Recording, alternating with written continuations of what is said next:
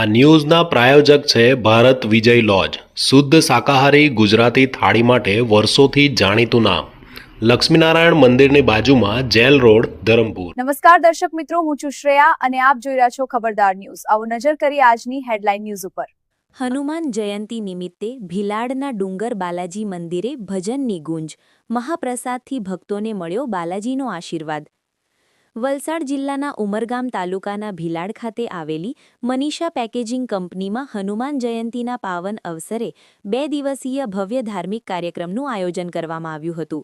આ પ્રસંગે ભજન સંધ્યા, ડુંગર બાલાજીની મહાઆરતી, મહાપૂજા તેમજ મહાપ્રસાદનો કાર્યક્રમ શ્રદ્ધાભાવપૂર્વક યોજાયો હતો। મનીષા પેકેજિંગ કંપનીના સંચાલકોને છેલ્લા 38 વર્ષથી ડુંગર બાલાજી પ્રત્યે અતૂટ આસ્થા છે અને છેલ્લા 16 વર્ષથી હનુમાન જયંતી નિમિત્તે આ આયોજન ભક્તિભાવથી કરવામાં આવે છે।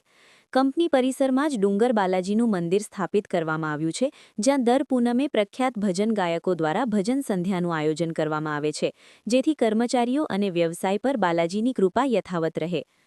હનુમાન જયંતીના અવસરે કંપનીના ડિરેક્ટર બિકમચંદ બૈદ, પવનકુમાર બૈદ તથા તેમના પરિવારજનો સહિત તમામ કર્મચારીઓએ મહાપ્રસાદ ગ્રહણ કર્યો હતો। સરીગામ ખાતે પેકેજિંગ, પ્લાસ્ટિક અને એર કુલર ઉત્પાદન ક્ષેત્રે કાર્યરત બૈદ પરિવારની ડુંગર બાલાજી પ્રત્યે વિશેષ શ્રદ્ધા છે।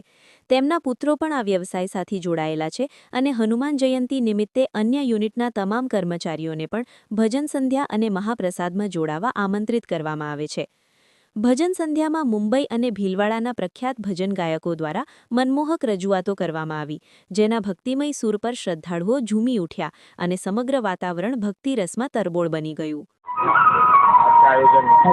ये आज का आयोजन हनुमान जन्मोत्सव के ऊपर मनीषा पैकेजिंग में हर साल हम लोग बालाजी का भजन करते हैं और ये डूंगर बालाजी महाराज का मंदिर है। बालाजी महाराज की अच्छी कृपा है और हर साल हमको मनाने का अवसर मिलता है।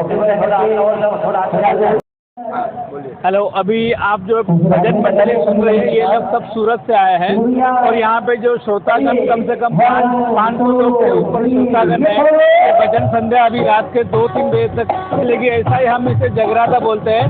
श्री बालाजी भगवान के चरणों में प्रार्थना करने के लिए आज का भजन संध्या रखी गई है।